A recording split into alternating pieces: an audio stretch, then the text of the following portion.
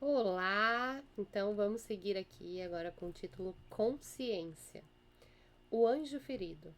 As feridas são ilusões que precisam ser corrigidas. O truque é não negar a ferida, mas encará-la com amor.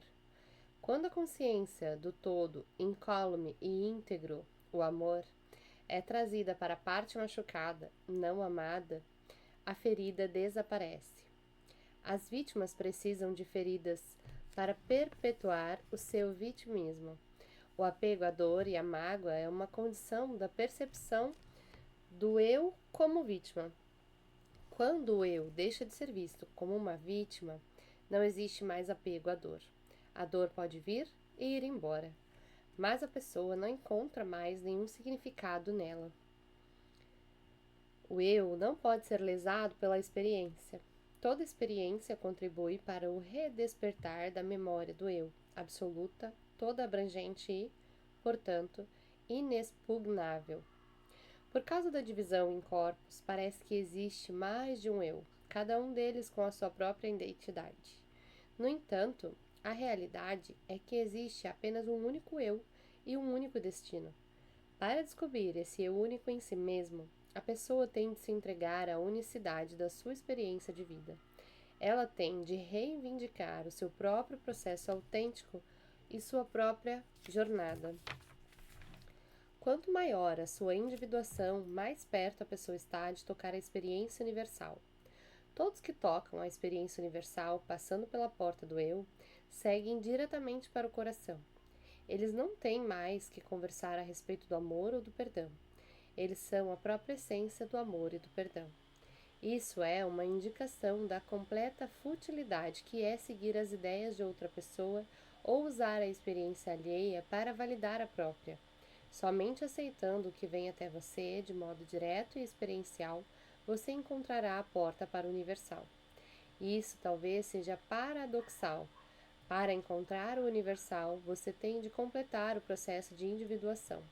O que parece ser egoísmo, na verdade, leva à totalidade. E a totalidade é a porta para o eu único.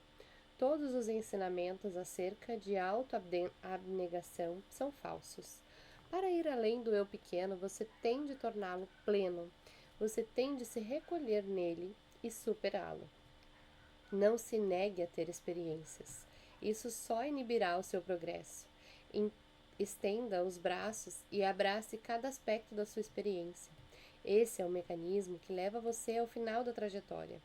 Se você quer reivindicar a sua condição de anjo, tem de aprender a ser completamente humano, completamente autêntico, completamente presente na sua experiência e aberto a ela. Os anjos não são criaturas aladas de 2 metros de altura. Eles são seres que aprenderam a se respeitar. Pelo fato de terem passado pela porta, eles podem segurar a porta aberta para que você passe. Não veja anjos fora de si mesmo. Não será lá que você os encontrará. Eles vivem numa dimensão que você só pode tocar com o coração. Clamar pelos anjos é clamar por si mesmo em seu nível mais profundo. A sua presença como um ser angélico se manifesta quando você desperta da ilusão do autoabuso. Você se lembra, assim como Satã se lembra, de que você costumava ficar com Deus. Desde então, por causa da sua própria teimosia, você caiu em desgraça. Você tentou viver a sua vida sem deixar que o espírito assumisse o leme. Agora você sabe que isso não funciona. Agora a sua queda foi interrompida e você começa a sua jornada de volta a Deus. Antes, porém, é preciso que você se livre de todo o ódio que tem contra si mesmo, de todos os seus sentimentos de fracasso. Primeiro você tem de esquecer tudo o que você acha que é. Você não é má pessoa só porque cometeu erros, por mais que essas más ações tenham pesado na sua consciência. Você é simplesmente uma pessoa que tentou agir com independência antes de estar pronta para isso. Você foi embora de casa antes do tempo e meteu-se em apuros. Crie coragem, você tem pais amorosos. Volte para casa. Diga a eles que foi um erro sair de casa, que você não estava preparado para enfrentar os desafios do mundo. Eles entenderão. e eles lhe darão as boas-vindas. E, quando você sentir que está pronto para sair de casa outra vez, eles não o impedirão. Quem pode impedir a cadeia do ser? Quem pode impedir você de sair de casa e optar pela encarnação? Não é possível deter aquele que está ávido por experiências. Ele sempre encontrará um caminho. Você veio para este mundo achando que seria fácil, mas se enganou. O que parece ser uma suave subida pela colina do julgamento se transforma numa escalada extremamente íngreme. Algumas vezes você acha que não conseguirá, então desiste cedo demais. Você abandona a sua experiência. Você pode até mesmo explodir os seus miolos, mas isso não adianta. Sempre que se desvia do seu caminho, você tem de retornar à sua jornada nesse mesmo ponto. Não existem atalhos. Não há como pular as lições que você programou cuidadosamente para o seu despertar. Reencarnação. ETAL. AL. A reencarnação, assim como ela costuma ser compreendida, não existe. Todas as encarnações são simultâneas. Todos os sonhos do eu estão presentes nesse sonho. É por isso que não adianta se preocupar com o que você foi em alguma vida passada, a menos que essa lembrança volte à sua memória. Não existem vidas passadas, assim como não existem experiências passadas. A crença no passado é o que limita sua capacidade de ficar totalmente presente nesse momento da sua vida. E essa presença é necessária se você quer despertar da ilusão do autoabuso. Você pode, a cada instante, libertar-se do passado ou se deixar escravizar por ele. Você pode, a cada instante, justificar o seu medo ou superá-lo. Não saia em busca de lembranças do passado. Se elas vierem à tona, reconheça-as, aceite-as e integre-as.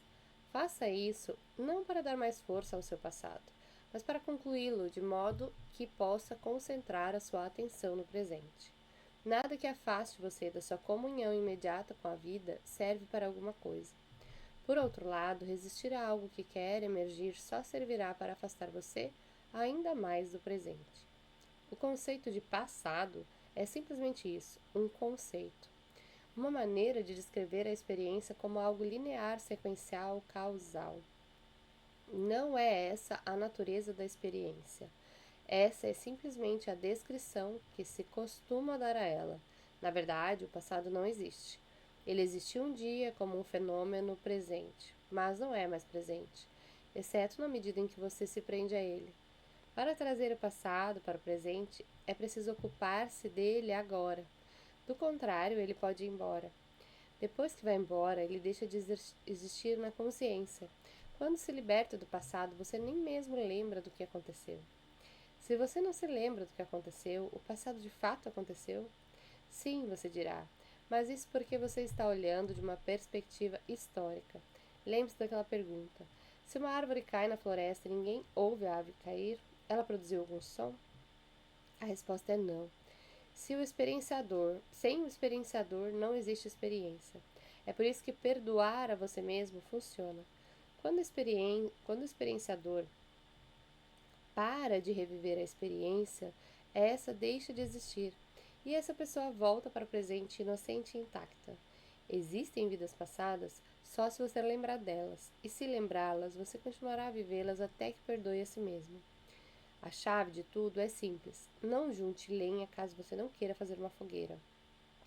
Não mexa a panela caso não queira sentir o aroma do guisado. Não evoque o passado caso não queira dançar com ele. Mas, se a sua casa está pegando fogo, você tem de juntar as suas coisas e sair dali. Se o guisado está borbulhando no fogo, é inevitável que você sinta o seu aroma. Se o passado está dançando no seu espelho, não adianta fingir que você está no samadhi. Resistir à experiência só servirá para criar infindáveis desvios, mas a busca por essa experiência surte o mesmíssimo efeito.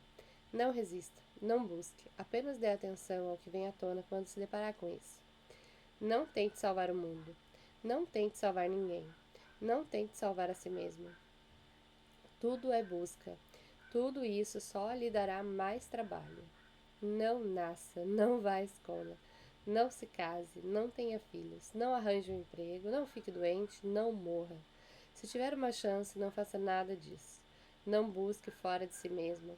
Mas, se nascer, se for à escola, se casar, se tiver filhos, se arranjar um emprego, se ficar doente e morrer, então faça tudo isso com a maior consciência possível. Aprenda tanto quanto puder com cada experiência. Mergulhe de cabeça. Como você tenta resistir à sua experiência, ela chuta. Como você tenta resistir à sua experiência, ela chuta o seu traseiro. Ninguém encarna na terra com um prato vazio. Todo mundo tem pelo menos alguns restos para digerir. Alguns têm refeições compostas de 7 pratos. Mas eu não vou apontar o dedo para ninguém. Você vai? Não desanime por causa disso. Já que todo mundo tem de enfrentar o que tem no prato, faça isso da maneira mais feliz possível. Não interfira na vida dos outros, ou o seu prato ficará mais cheio ainda. Não se preocupe com o que os outros estão fazendo ou deixando de fazer.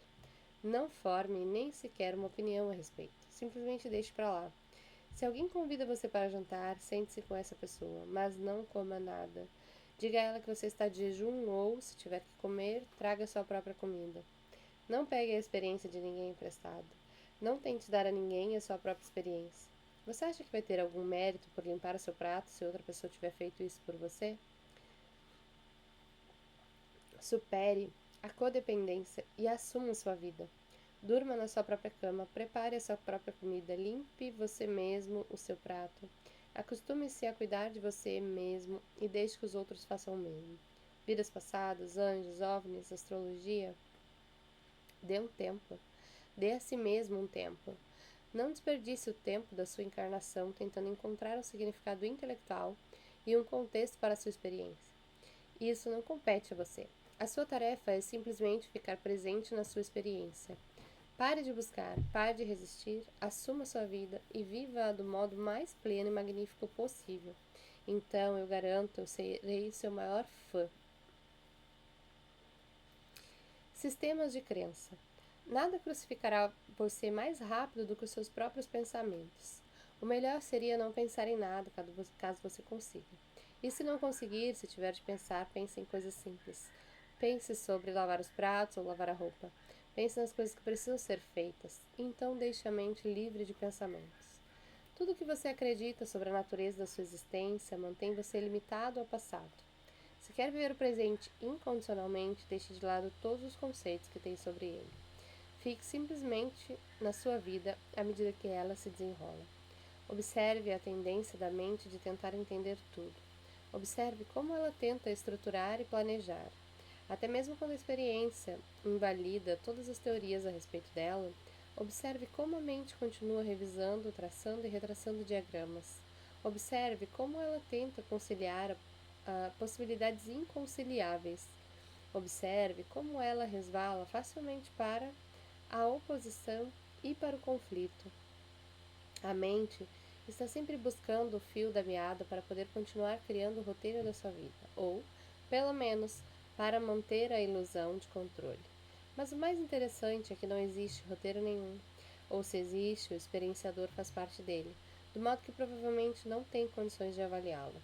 Esse observador só conhece a si mesmo por meio do que observa. Ele não pode ver o que não existe. Essa é a limitação inevitável da existência manifesta. Se você conseguisse ver roteiros, poderia desfazê-lo. Poderia dizer a todos os seus amigos: isso tudo é uma enganação, não existe mundo nenhum, céu nenhum, nascimento nenhum, morte nenhuma, eu nenhum, outro nenhum, ego nenhum, Deus nenhum, nada. Você pode imaginar como isso seria constrangedor para quem está no poder? Até o meu emprego estaria ameaçado. Eu poderia ter de me aposentar antes do tempo. Não que eu faria isso. Eu ficaria contente também de poder diminuir o ritmo, sabendo que você também saiu da cruz proverbial. Seria um grande alívio para todos os envolvidos. Mas você não pode fazer isso ainda. Você ainda é o observador. Você ainda está limitado pelo que vê. Bem, eu simplesmente fecharei os olhos para tudo, você disse. Mas de que adianta isso? O seu medo de olhar não vai tirar os objetos da sua frente. Eles vão ficar ali, mesmo que você pare de olhar para eles. E se você fingir que eles não estão ali, logo que começar a se mover, tombará com eles. Algo muito mais radical é necessário se você quer superar os limites da sua percepção. Algo que lembre uma prática espiritual, talvez. Tente essa. O que eu vejo é um espelho mostrando-me aquilo que eu acredito.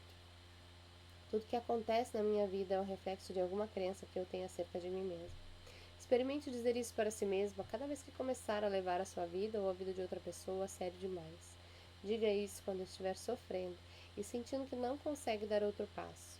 Diga isso quando estiver apaixonado e não conseguir esperar mais nem um minuto pela pessoa amada. Abra os olhos enquanto vive a experiência, não caia no sono. Não finja que você sabe o significado de alguma coisa. Só se lembre de que tudo o que acontece é um reflexo de uma crença que você tem. Só olhe, sem julgar. Olhe em simples aceitação. Olhe com entrega.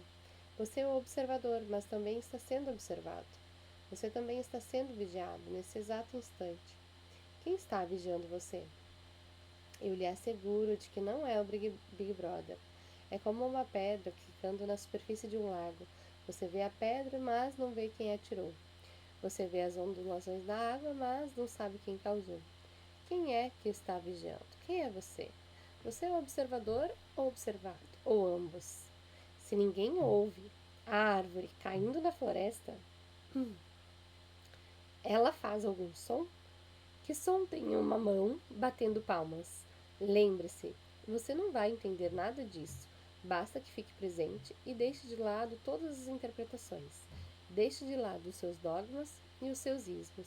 O único ismo de que você precisa é o que você é, e no devido tempo esse também deixará de existir. Toda identidade emprestada terá de desaparecer.